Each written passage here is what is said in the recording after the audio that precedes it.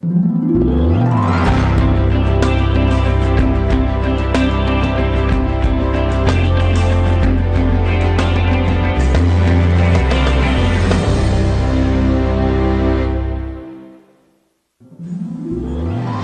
mi nombre es Evelyn López.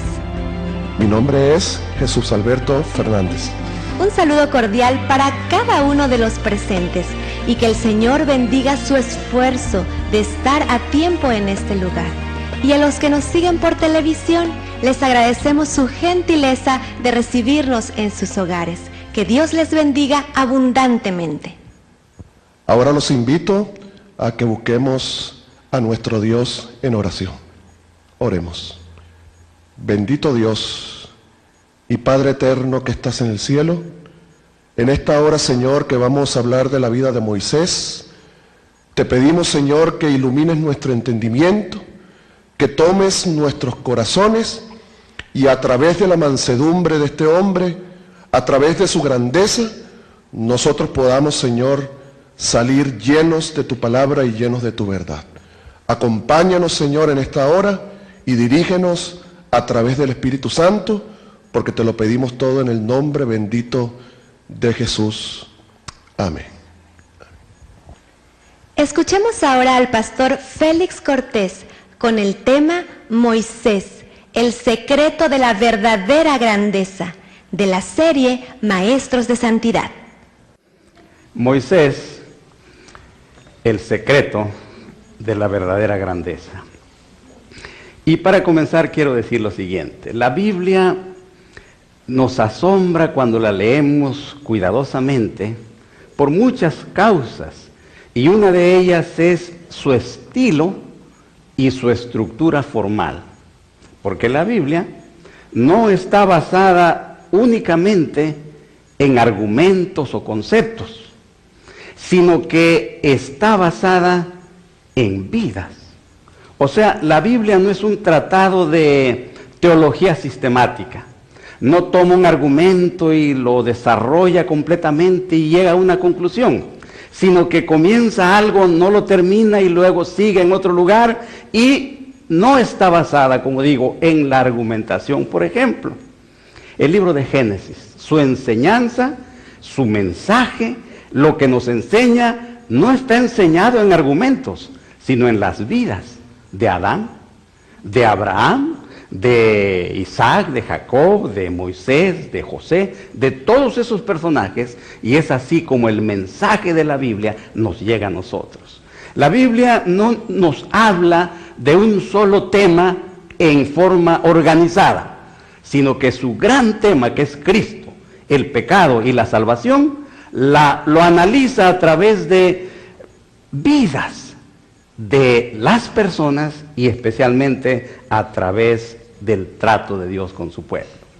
Por eso, cuando leemos la palabra de Dios, debiéramos nosotros pensar que estamos leyendo realmente las vidas de aquellos con quienes Dios se relacionó y a quienes bendijo con su presencia. Por eso el apóstol Pablo dijo que nosotros somos carta de Dios, escritas no con tinta, dice, sino con el Espíritu del Dios viviente. Por eso nosotros, cuando la leemos, tenemos una expresión vital, no intelectual. Una impresión de vida, no una impresión conceptual. Por eso el que la lee recibe vida de lo alto. Ahora, no sé si ustedes se acuerdan, pero hace muchos años se publicó una novela escrita por don Torcuato Luca de Tena. La novela se llamaba Los renglones torcidos de Dios. Muy interesante el argumento, un buen escritor, pero yo creo que él se equivocó, porque Dios no escribe renglones torcidos, sino escribe renglones, o sea, vidas perfectas. Dios escribe vidas que nos enseñan una lección muy importante que en esta noche, en la vida de Moisés, quisiera que aprendiéramos. La vida de Moisés, una de las vidas más asombrosas, sujeta a grandes cambios de fortuna. Nació en la hora más oscura de su pueblo y fue esclavo y sentenciado a muerte antes de nacer. Y de la choza de los esclavos fue trasladado al palacio de los faraones como heredero del trono de Egipto. Una vida extraordinaria. ¿Quién no se acuerda de la romántica historia de la arquilla de juncos hecha por su madre para salvarle la vida? Cómo la hija de Faraón lo encontró, adoptó al niño, lo llevó al palacio y finalmente llegó a ser el heredero del trono de Egipto. Y ahí en Egipto, como heredero del trono, Moisés recibió una de las educaciones más elevadas que una persona puede recibir, lo mejor, porque en aquel tiempo la 18ª dinastía de Egipto era la del nuevo imperio egipcio, que tenía pues una extensión enorme, abarcaba desde Libia en el oeste hasta más allá del Éufrates en el oeste, y los despojos de 119 reinos conquistados por los faraones formaban los tesoros de Egipto. Rica la nación. En su tiempo, en el tiempo de Moisés, el oro dejó de pesarse en gramos para pesarse en libras. Y había abundancia en la tierra de Egipto. La Biblia dice que cuando Moisés recibió esta educación maravillosa, la mejor que se podía conseguir, llegó a ser el orgullo de Egipto, llegó a ser el héroe del ejército y era poderoso en sus dichos y hechos. Hace un tiempo tuve la oportunidad de estar en el Cairo, en Egipto, y una mañana, después de una noche bastante incómoda, porque el aire acondicionado del hotel donde estábamos falló, mucho calor. Finalmente, muy temprano por la mañana, de acuerdo a la costumbre, me levanté. Y entonces abrí la pesada cortina del cuarto. Y en ese momento, al abrir la cortina, la sorpresa de mi vida, enfrente estaban las 3 pirámides de Egipto. Enfrente de mí. Tal vez a 1 kilómetro o 2, ahí estaban las inmensas pirámides. Ahora, esas pirámides son extraordinarias. Por ejemplo, la pirámide de Keops, que es la más grande de todas, dicen que tiene 6 hectáreas de superficie. O sea que abarca una superficie pues muy grande. Tanto que dicen que caben dentro de la pirámide de Keops. Caben la Catedral de Florencia, la Catedral de Milán, la Catedral de San Pablo en Londres y la Catedral de San Pedro en Roma, caben dentro de la pirámide. Tan grande es. Cuando uno la ve de cerca, no puede imaginarse la magnitud del tamaño, porque sencillamente pues la ve un solo lado, un solo aspecto, pero es inmensa. Pero yo a veces he pensado, al estudiar la vida de Moisés, que si él hubiera llegado a ser faraón, con la visión de eternidad que tenía, con la mente santificada por el estudio de palabras vivas, yo me imagino que la pirámide de Moisés hubiera sido mucho más grande. Y este hombre, como heredero del trono de Egipto, ya tenía su nombre de faraón. Porque en la 18ª dinastía de Egipto habían estos nombres conocidos por la historia. Uno de ellos, Amosis, hijo de la luna; Camosis, hijo de Ca; Tutmosis, hijo de Tot; Ramsés, hijo de Ra; y Moisés, hijo del río. Ya tenía su nombre, todo preparado. La gloria lo esperaba, la historia lo esperaba. Pero de repente, dice la Biblia, abandonó todo eso. Y quiero invitarles a que leamos juntos lo que dice la palabra de Dios al respecto.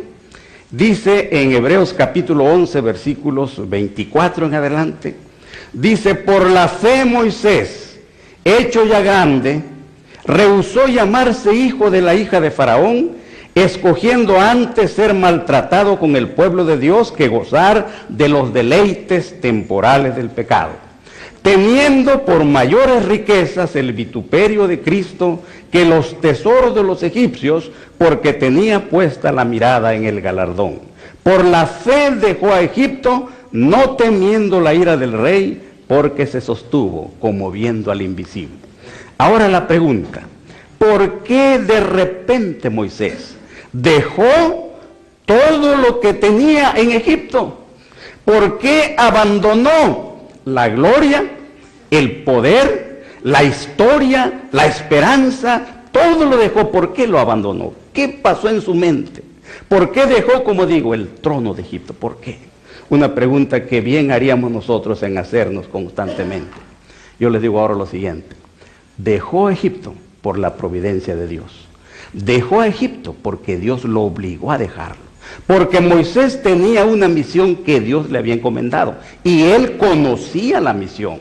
Nunca ignoró y nunca olvidó que su madre desde niño le había enseñado que él había nacido para servirle a Dios. Nunca abandonó esa idea, pero la educación de Egipto había nublado su visión. La educación había perturbado su juicio, había descompuesto la visión que tenía desde el principio y había olvidado especialmente el secreto de las verdaderas hazañas, el secreto de la verdadera grandeza, el secreto del verdadero éxito. Había olvidado eso. Y estimados hermanos y amigos, yo creo que conviene reflexionar en esta noche en lo siguiente. ¿Será que usted tiene claro cuál es la misión de su vida? ¿Será que tiene clara en su mente la obra que Dios le ha encomendado para hacer? Porque todos nosotros nacemos con una misión, con un propósito, con un lugar donde Dios quiere que realizamos una obra y nadie más podrá realizar esa obra. Si no hacemos esa obra, no se hará. Solemne esto. Y con frecuencia nosotros vivimos nuestra vida sin grandes preocupaciones, sin preguntarnos, ¿será que estoy en el lugar que Dios quiere donde yo esté? ¿Será que estoy haciendo la obra que Dios quiere que yo haga? Porque nuestra vida es irrepetible. Nadie trae la misma encomienda que nosotros. Nadie tiene asignado el mismo lugar ni la misma tarea que nosotros. Hay una obra que se debe hacer. Y Moisés tenía una obra. Pero la educación de Egipto había perturbado su visión y ya no la vislumbraba correctamente. Para muchas personas, la educación puede ser una obra de seducción. Y puede, por causa de la educación, perder de vista la obra de su vida. Por eso yo le pregunto en esta noche, conviene reflexionar. ¿Está seguro que ha entendido el propósito de Dios para su vida? ¿Está segura usted que sabe que el lugar donde está ahora es el lugar donde Dios quiere que esté? ¿Está seguro usted que la obra que está realizando ahora es la obra de su vida? Que es el lugar y la obra que Dios quiere que realice. Y cuando termine su carrera, tendrá que responder por ello. Y qué terrible será el pensamiento de que alguien gastó toda su existencia, todo su talento, todo su tiempo, todo el significado de su educación, haciendo algo para el cual Dios no lo había llamado. Tremendo. Moisés, por la providencia de Dios, tuvo que dejar Egipto. Y entonces dice aquí en un libro que se llama La Educación, página 62, que muchos de ustedes conocen muy bien. Miren lo que dice. Tengo aquí escrito este párrafo. Dice así: Moisés pasó 40 años en el desierto de Madián como pastor de ovejas, aparentemente apartado para siempre de la misión de su vida, y ahí recibió la disciplina esencial para su realización. 40 años en Egipto, 40 años dedicado al más humilde trabajo de pastor de ovejas, 40 años en el sol, con hambre, cansado, en un trabajo que requería mucho sacrificio, el que había estado en la posición más elevada del mundo. ¿Por qué? ¿Qué disciplina aprendió allí? Que dice que es esencial, era esencial para que pudiera cumplir la obra de su vida. Conviene preguntarnos esto: ¿qué encontró Moisés y qué aprendió en el desierto? ¿Qué aprendió en las majestuosas montañas de Moab? ¿Qué aprendió en aquellos claros y brillantes días del desierto. ¿Qué aprendió en los claros arroyos donde llevaba a beber a sus ovejas? ¿Cuál fue la disciplina esencial que aprendió? Una de las cosas que se nos ha dicho que aprendió es a ver a Dios. Porque dice, no solo se encontró con Dios, no solo pensaba en Dios, sino que lo veía. Y como dijo el autor de Hebreos, se mantuvo como viendo al invisible. Se encontró con Dios. Y estimados, nosotros deberíamos tener también esa experiencia. Si nosotros vamos a cumplir la obra de nuestra vida, que seguramente no es tan grande ni tan gloriosa como la de Moisés, pero si hemos de cumplirla, tenemos que tener esta disciplina esencial que Moisés aprendió y tenemos que tener esta experiencia que él se encontró con Dios. Otro punto que yo encontré muy importante es este: desapareció su engreimiento, dice Educación, página 63. ¿Cómo me llama la atención esa declaración? Desapareció su engreimiento. Claro, con la adulación de los súbditos, con la adulación del ejército, con las menciones continuas que tenía, con el aprecio que tenía de todas las multitudes, naturalmente creció el sentido de su propia importancia, creció el sentido del honor, el mérito que tenía para recibir esas alabanzas y esos reconocimientos. Y eso apartó su mente de la disciplina esencial que Dios quería que tuviera para cumplir la obra de su vida. Y hay algo que dice aquí: se dio cuenta Moisés en el desierto, al estar apacentando sus ovejas, en aquellas largas noches de reflexión, se dio cuenta, dice, de lo débil, deficiente y corto de vista que es el hombre. Se dio cuenta cuán débil, corto de vista, cuán deficiente es el ser humano. Y finalmente algo que es sumamente importante: obtuvo allí lo que lo acompañó durante su vida llena de trabajos y cuidados, es el sentimiento de la presencia personal del ser divino. Eso nosotros debiéramos tenerlo bien claro, porque cuando una persona tiene la sensación de la presencia personal de Dios en su vida, tiene temor del pecado. Cuando la persona no es consciente de eso, no presiente, no siente, no percibe la presencia personal de Dios en su compañía, no le teme al pecado, no le teme al mal, y con facilidad pierde el camino.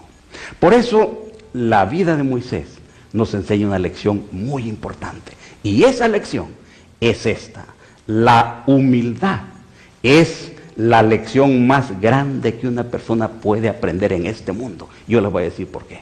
Porque la humildad es la virtud más grande de Dios. Dios es el ser más humilde de todo el universo. Y el mayor acto de humildad que una persona pueda ejercer y realizar es aceptar los medios de gracia que Dios ha dado para la salvación. Esa es la más grande demostración de humildad. Y el más grande acto de orgullo, de suficiencia y de menosprecio a Dios y a los demás, es el rechazo de una salvación tan grande. Eso, con mucha frecuencia, está lejos de la mente de los cristianos. Con mucha frecuencia, lo que surge en la mente de los cristianos como deber principal es la conducta, es los actos, es la realización, es la obediencia, es lo que debe hacer y lo que no debe hacer. Pero lo más importante es tener claro la presencia del ser divino en la vida y estar seguros de haber aceptado los medios de gracia que Dios dio. Y una persona humilde es la que hace eso. Otra cosa sumamente importante es que la humildad, que consiste en la virtud de reconocer las debilidades, las flaquezas personales, los defectos personales y actuar en consecuencia, eso es el requisito para la vida tranquila y feliz en este mundo. La persona que reconoce sus faltas, la persona que reconoce sus debilidades, La persona que reconoce sus defectos es una persona considerada, humilde. Es una persona que trata a los demás con mucho cuidado, pensando en sí mismo, porque tiene seguramente la persona las mismas debilidades. Y estimados, Moisés en el desierto tuvo una experiencia especial. Se encontró con Dios, vio al invisible, se vio a sí mismo como era a través de los ojos de Dios, tomó su verdadero lugar, tomó su verdadero tamaño, no más de lo que era, ni menos de lo que era, tomó su verdadero lugar en el mundo. Y hermanos, aquel que ha comprendido lo que es, ni más ni menos, nadie lo puede envanecer con lisonjas, nunca. Y el que ya sabe lo que es, ni más ni menos, nadie lo puede humillar con desprecios. Es lo que es. Y por eso cumple la obra de su vida humildemente, avanzando hacia adelante, no importa lo que pase. Si es dirigente, si es líder, será valiente, asertivo, seguro, haciendo lo que siente que es su deber, dejando que los demás hagan lo que quieran, porque este ya no es ni humillado ni envanecido por lo que hagan los demás. Es una de las grandes bendiciones que una persona puede alcanzar en este mundo. ¿Saben por qué? Porque una de las principales razones por las cuales somos infelices, una de las razones por las cuales sufrimos, una de las razones por las cuales no somos lo que deberíamos ser, es porque estamos muy pendientes de lo que los demás piensen, sientan y digan de nosotros. El concepto que los demás tienen de nosotros es lo que nos hace estar muy felices o muy tristes, o muy adoloridos, muy infelices. Pero el que ya no se ama a sí mismo, nadie lo puede herir. Nadie puede herir a un corazón que ya no se ama demasiado a sí mismo. Por eso nuestro Señor fue feliz en medio de la turbulenta vida que le tocó vivir. Nunca esperó reconocimiento de nadie. Nunca hizo nada para agradar a nadie. Vino a hacer una obra y se dedicó a hacerla, sin esperar ni recompensa, ni reconocimiento, ni ninguna otra cosa humana.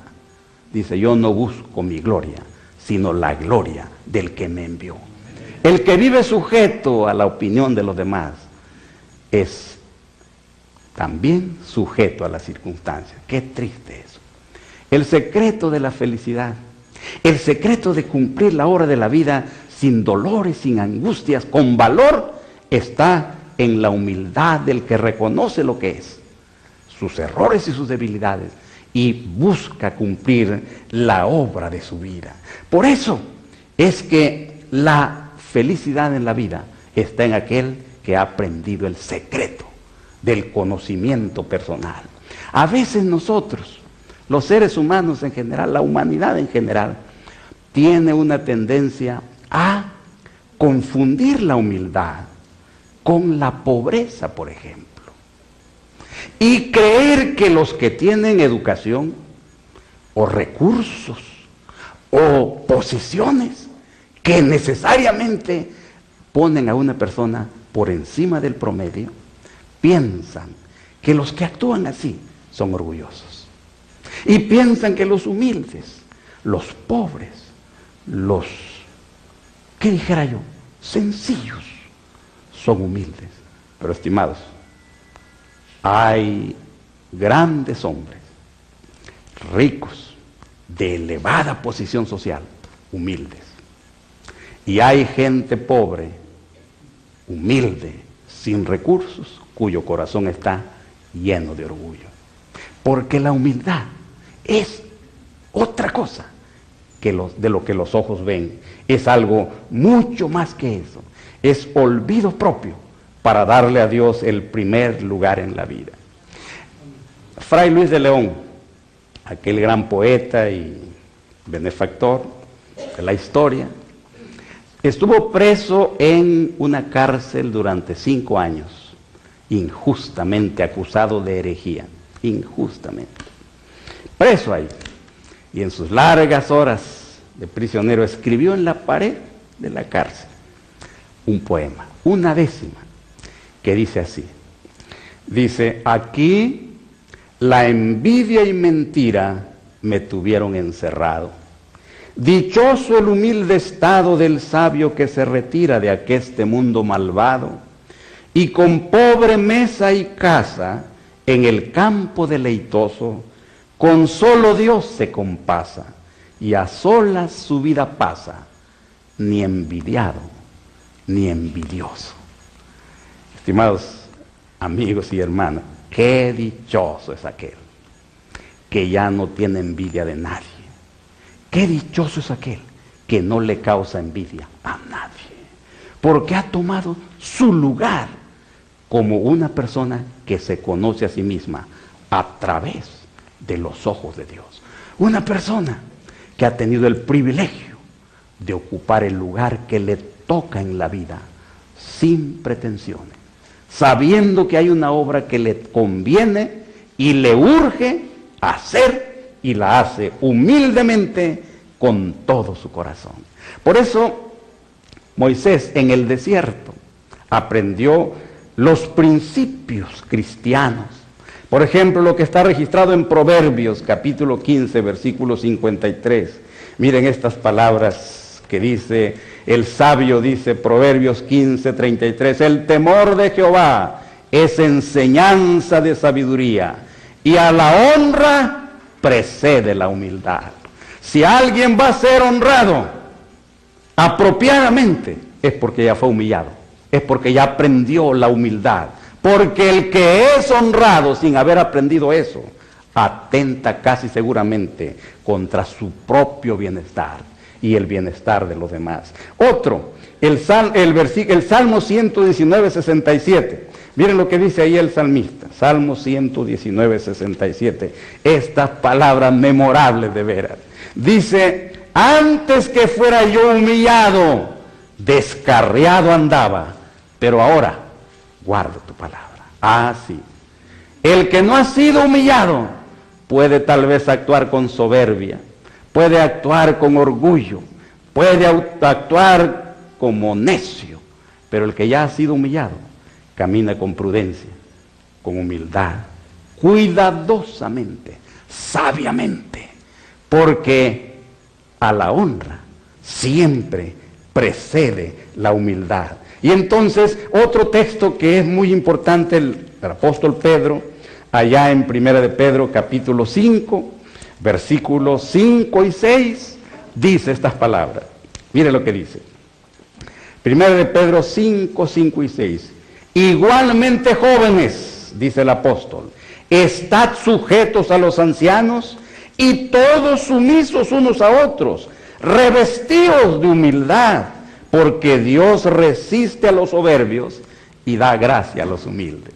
Aquí se asienta un principio muy importante. Dios resiste a los soberbios, no comulga con ellos, no se entiende con ellos, no puede andar con ellos, porque nadie puede andar con otro si no es igual. Cada oveja con su pareja. Dios es humilde y entonces comulga con los humildes, se lleva con los humildes, se entiende con los humildes, y el humilde disfruta el callado privilegio y el honor increíble de ser compañero de Cristo, porque Dios resiste a los soberbios, pero da gracia a los humildes.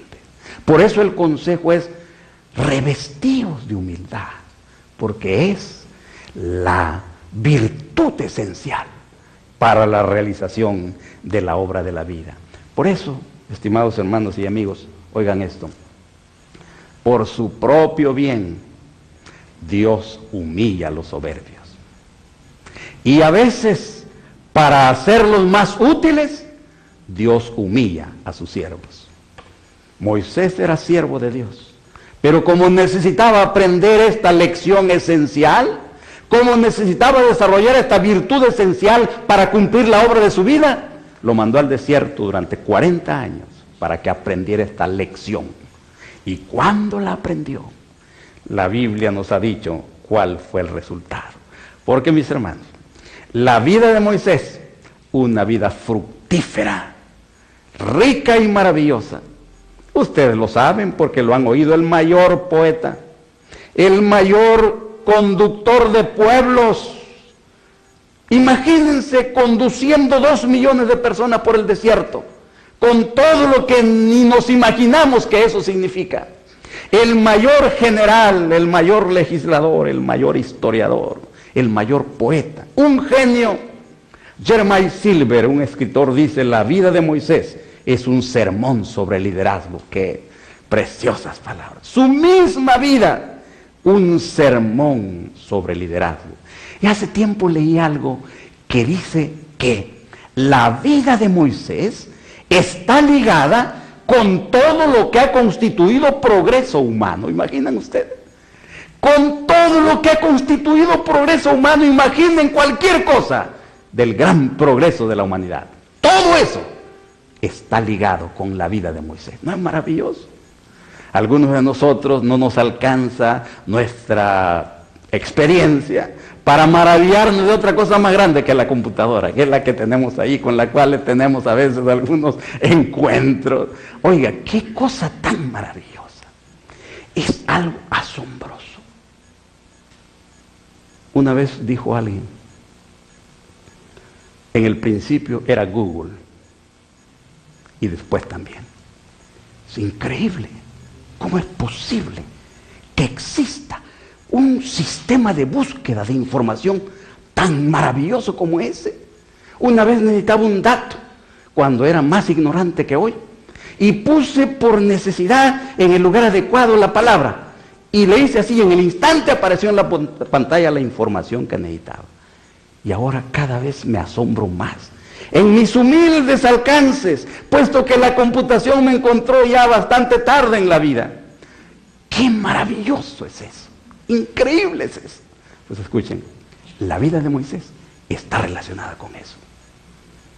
Cualquier cosa que ustedes consideren progreso humano, la vida de Moisés está relacionada con eso. Y un autor, Edmund Chopin, dijo estas palabras: el porcentaje de personalidades geniales y cabezas dirigentes es de 15-1 a favor de los judíos en el siglo XIX.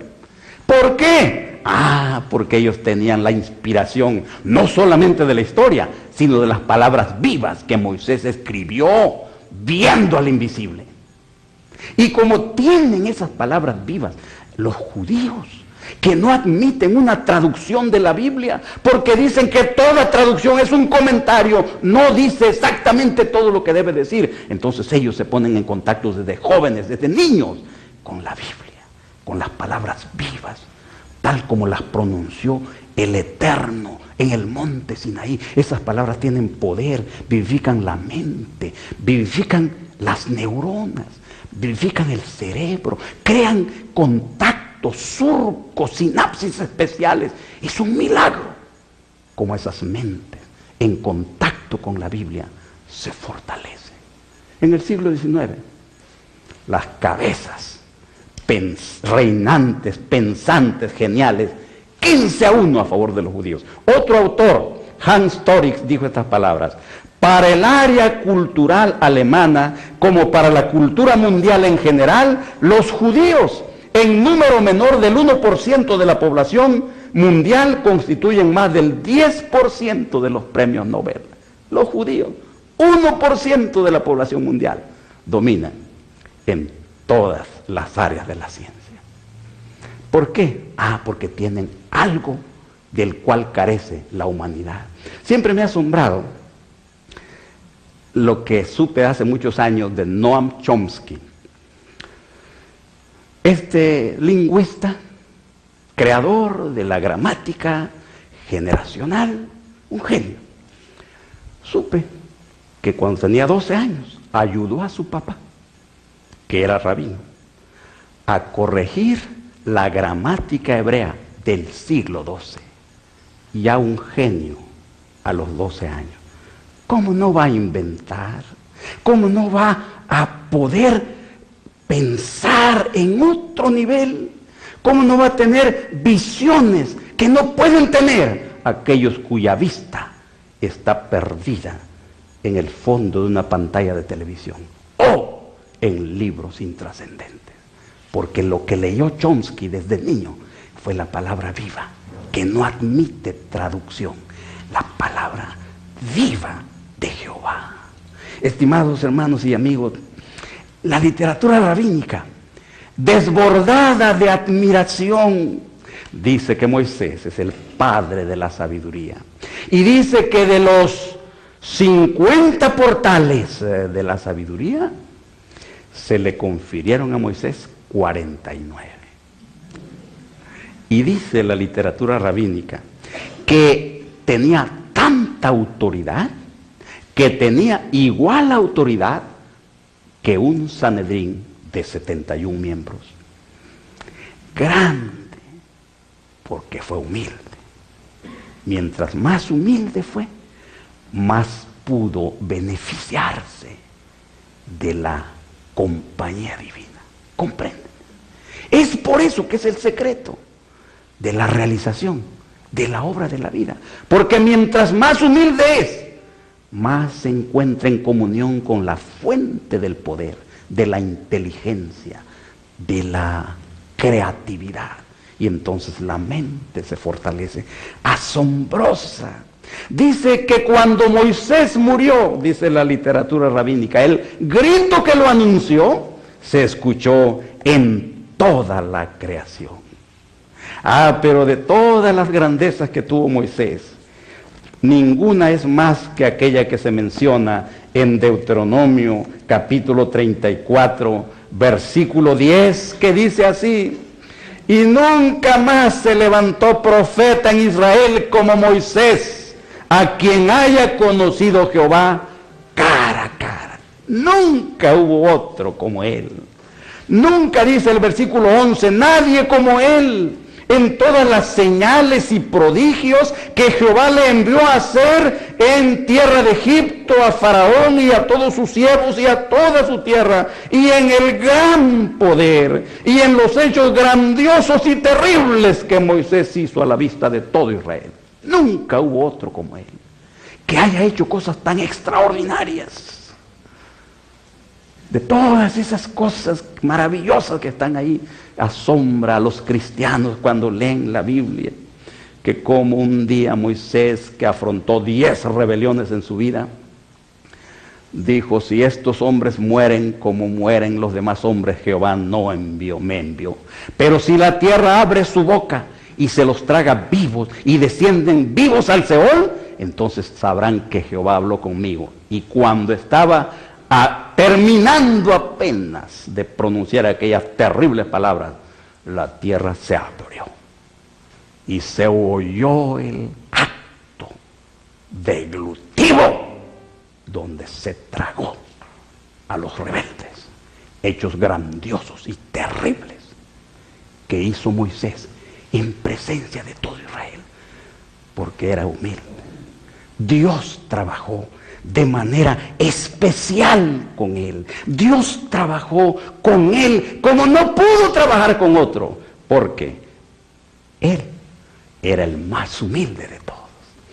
Una vez Moisés hizo algo que ustedes seguramente han oído muchas veces. Un día, en comunión con Dios, en relación con él, le dijo: Señor, muéstrame tu gloria, por favor. Y Dios dijo: no se puede hacer eso. ¿Cómo no? Sí se puede. No se puede, porque nadie me puede ver y vivir. ¿Cómo no? Sí se puede. Por favor, muéstrame tu gloria. No se puede, Moisés. Sí se puede, Señor. Muéstrame. ¿Qué nos dices? Que he hallado gracia en tus ojos. Muéstrame tu gloria.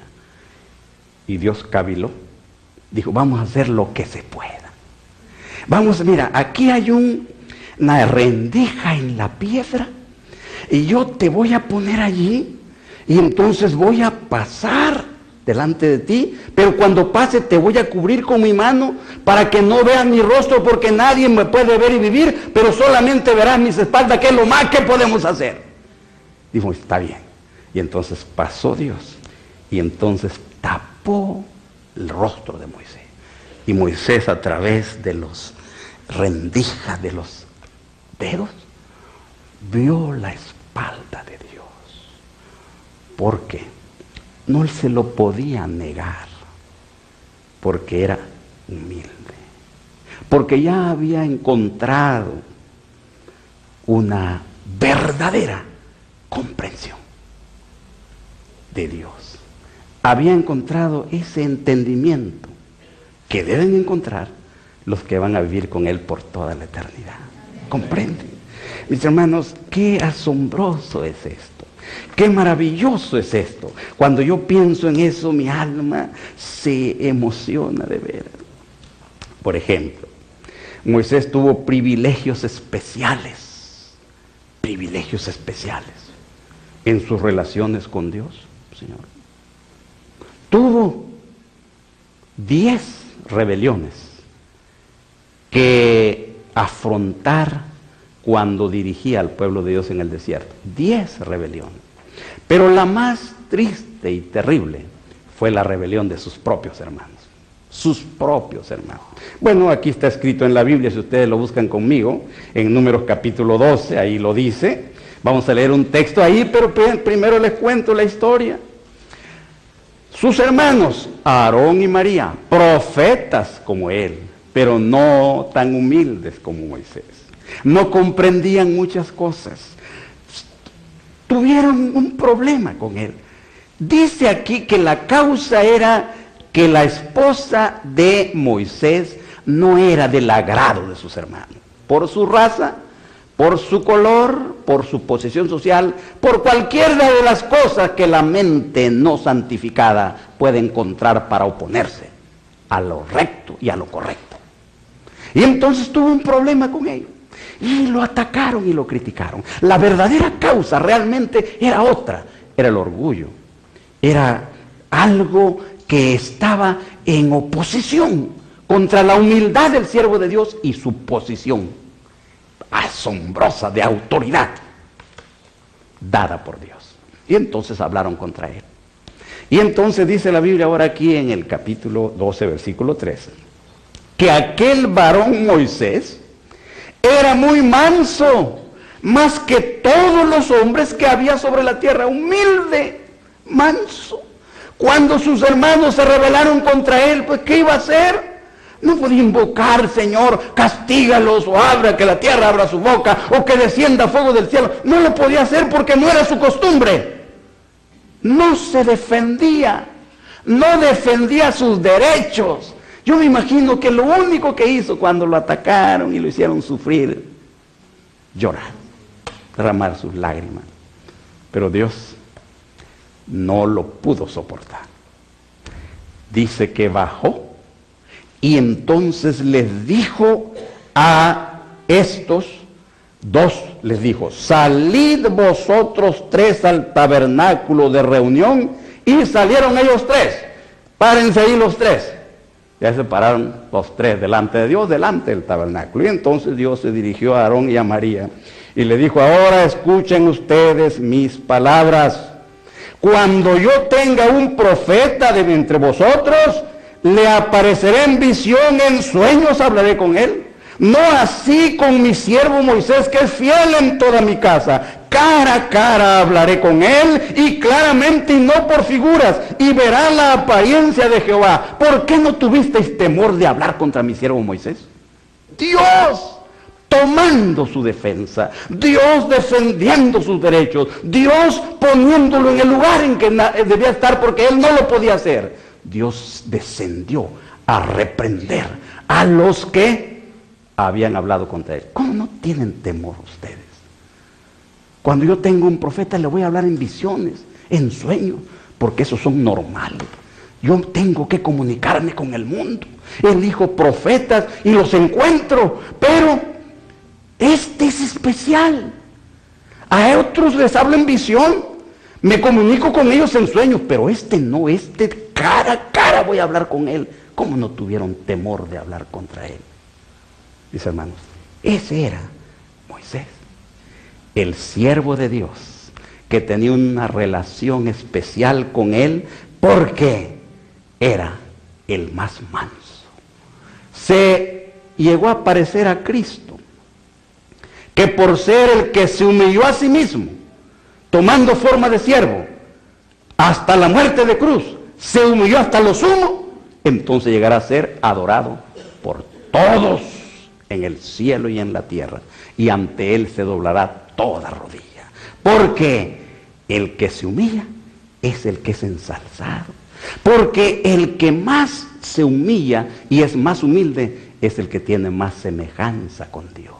Estimados, nosotros deberíamos ser expertos en el trato con Dios mediante la humildad, la búsqueda diaria de Dios, humilde, constante, sencilla. Y entonces veríamos poco a poco cuántos rasgos y aristas tenemos que no se conforman con la humildad del Cordero de Dios. Hay un caso que todos lo saben. Cuando ya iba a entrar a la tierra prometida, ustedes lo saben en la Biblia, todos lo sabemos. Cuando ya iba a llegar el tiempo de que Israel iba a cruzar la tierra prometida, dice en Deuteronomio 3, 23 al 26, dice que él le dijo a Dios: Señor Jehová, déjame entrar a la tierra, esa tierra que prometiste a nuestros padres, que he buscado con tanto deseo durante 40 años, déjame entrar. Dijo Dios: no, porque fueron ustedes dos rebeldes allá en las aguas de la rencilla, no me glorificaron, entonces no puedes entrar, Señor. Y le rogó y le suplicó hasta que finalmente le dijo: basta ya, no me hables de este asunto.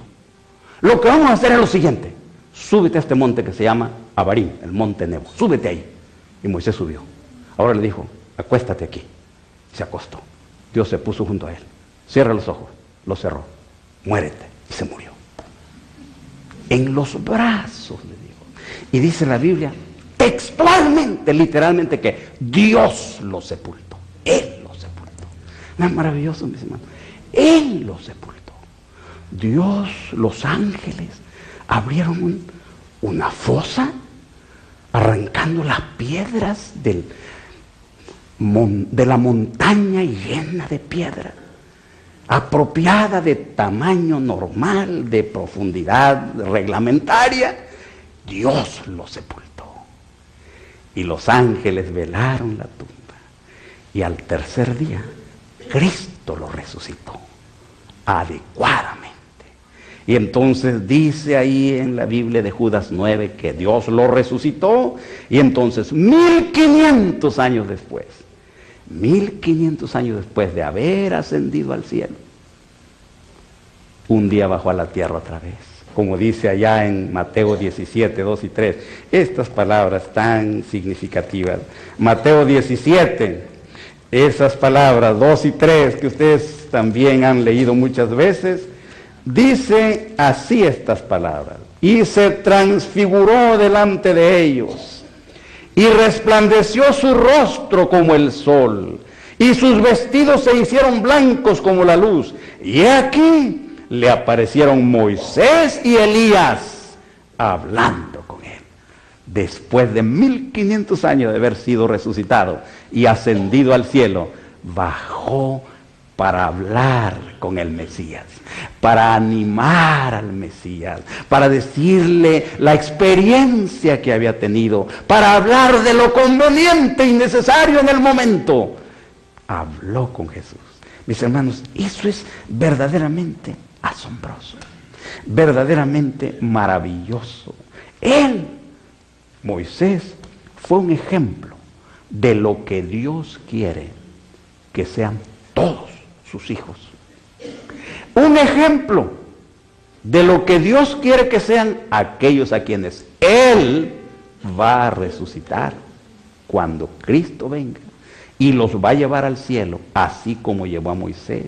Y por eso miren lo que dice el profeta Isaías, capítulo 57, versículo 15, estas palabras memorables de veras. Dice: el alto y sublime dijo así, el que habita la eternidad dijo así, aquel cuyo nombre es santo dijo así: yo habito en la altura y la santidad, pero también con el quebrantado y humilde de espíritu, para hacer vivir el espíritu de los humildes y para vivificar el corazón de los quebrantados. El alto y sublime, el que habita la eternidad, aquel cuyo nombre es santo, que habita entre las piedras de fuego, ese también habita con el que es humilde de espíritu y que tiembla ante su palabra, y que lo más importante para él es honrarlo y servirle. ¡Qué maravilloso! Y en el capítulo 66, versículo 2, mire lo que dice: mi mano hizo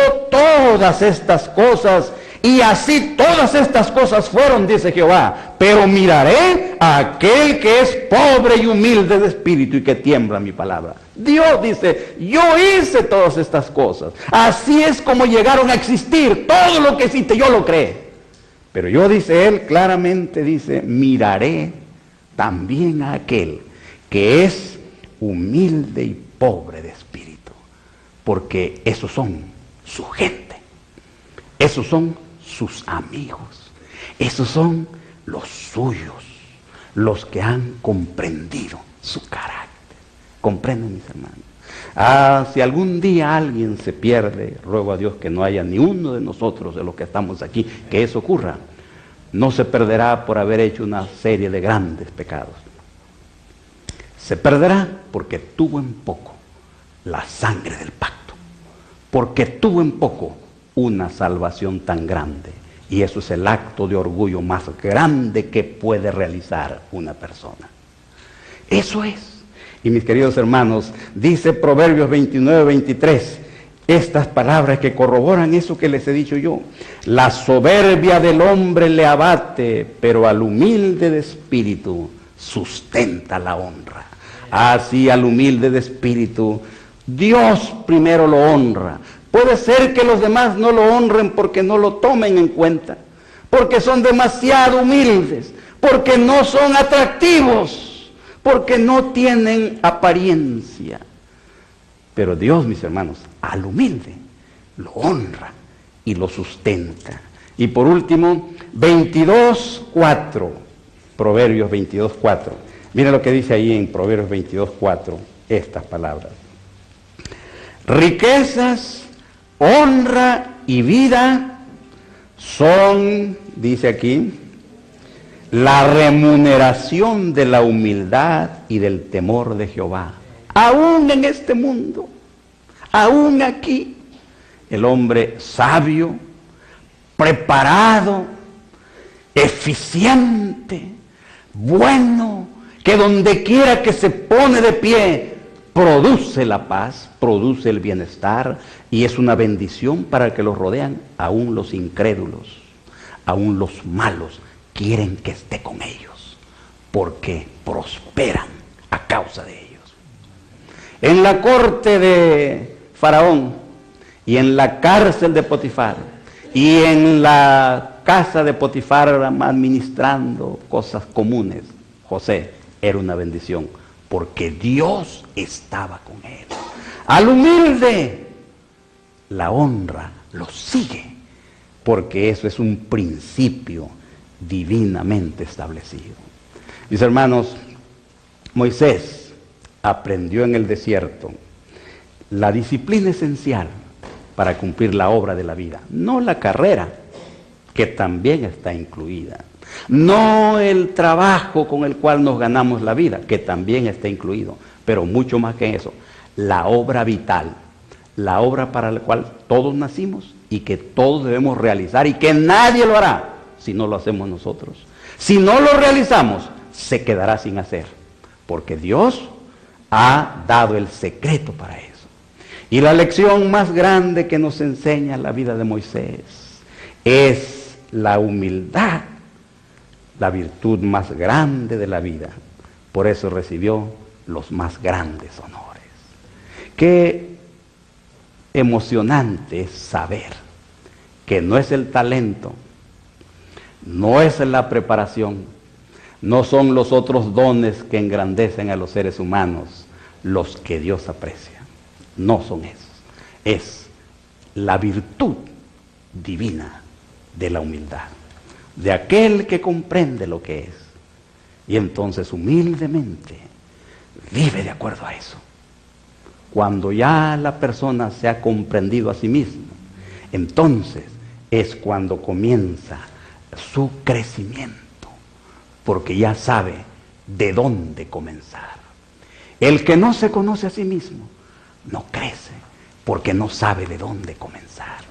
Y ahora quiero leerles en las palabras de nuestro Señor que se encuentran en Mateo capítulo 11, versículos 27, 28, conocido por todos, digamos más bien el 28 y 29. Dice estas palabras: venid a mí, todos los que estáis trabajados y cargados, y yo os haré descansar. Llevad mi yugo sobre vosotros, y aprended de mí, que soy manso y humilde de corazón, y hallaréis descanso para vuestras almas, porque mi yugo es fácil y ligera mi carga. Aprended de mí, dijo Jesús. No aprender la sabiduría y la inteligencia, sino la humildad, que es la virtud esencial para estar en comunión con Dios. Aprended de mí, y entonces hallaréis descanso para vuestras almas. ¿Cuántos trabajos, cuántas aflicciones, cuántas angustias tienen su origen en el corazón que se ama demasiado a sí mismo? Y por lo tanto sufre por todo. Pero el que ya no se ama a sí mismo, que ya tomó su verdadero lugar, el que ya se encontró con Dios, ese entonces es feliz. Descanso para su alma, paz y tranquilidad en el camino de la vida, que termina en los brazos de Dios, ya sea en la sepultura o en la ascensión, para estar para siempre con Cristo. Amén, hermano. Amén.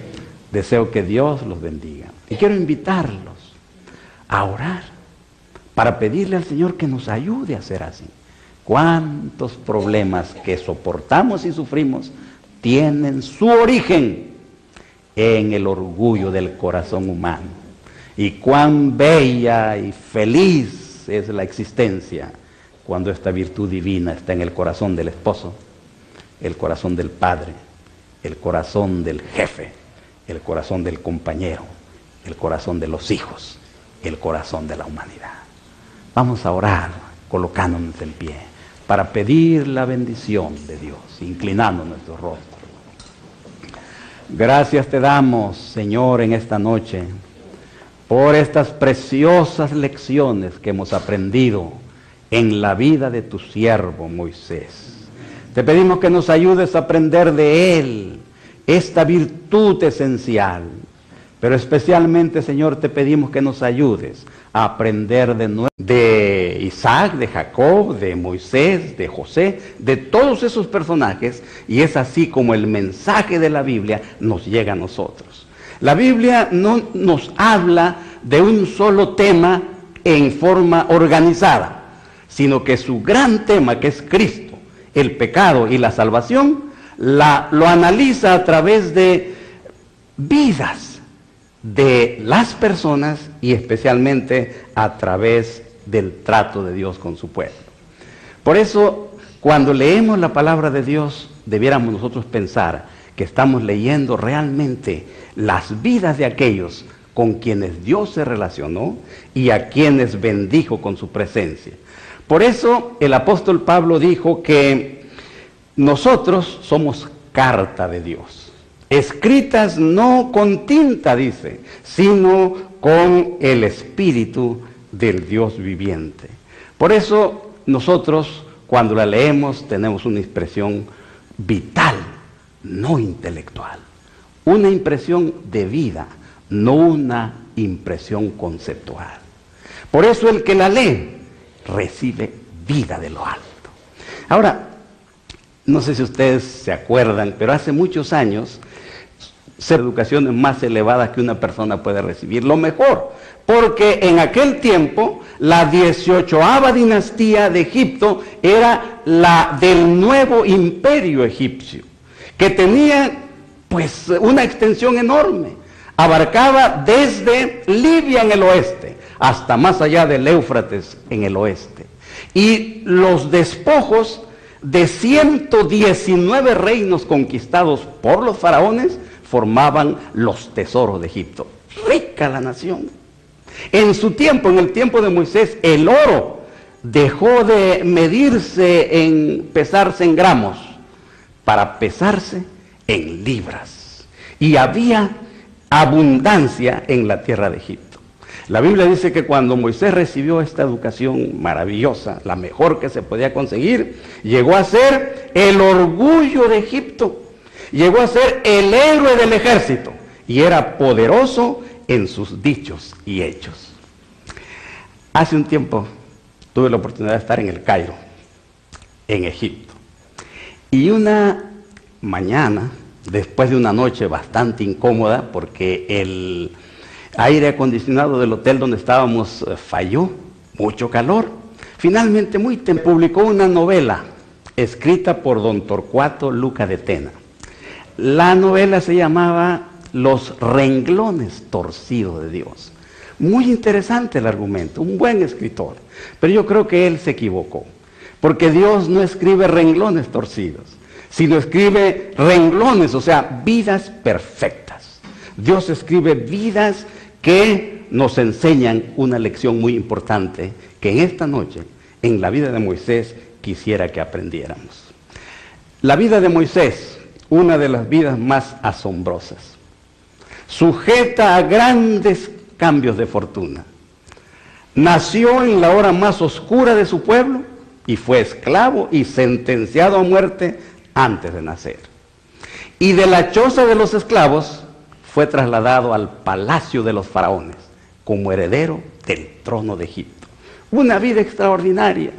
¿Quién no se acuerda de la romántica historia de la arquilla de juncos hecha por su madre para salvarle la vida? Cómo la hija de Faraón lo encontró, adoptó al niño, lo llevó al palacio y finalmente llegó a ser el heredero del trono de Egipto. Y ahí en Egipto, como heredero del trono, Moisés recibió una de las... Amén. Escuchemos ahora al pastor Félix Cortés con el tema Moisés, el secreto de la verdadera grandeza, de la serie Maestros de Santidad. Moisés, el secreto de la verdadera grandeza.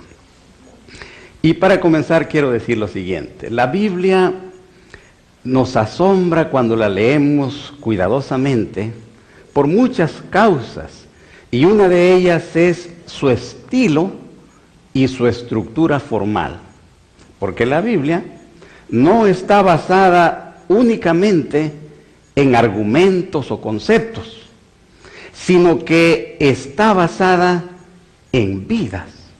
O sea, la Biblia no es un tratado de teología sistemática. No toma un argumento y lo desarrolla completamente y llega a una conclusión, sino que comienza algo, no lo termina y luego sigue en otro lugar, y no está basada, como digo, en la argumentación. Por ejemplo, el libro de Génesis, su enseñanza, su mensaje, lo que nos enseña, no está enseñado en argumentos, sino en las vidas de Adán, de Abraham.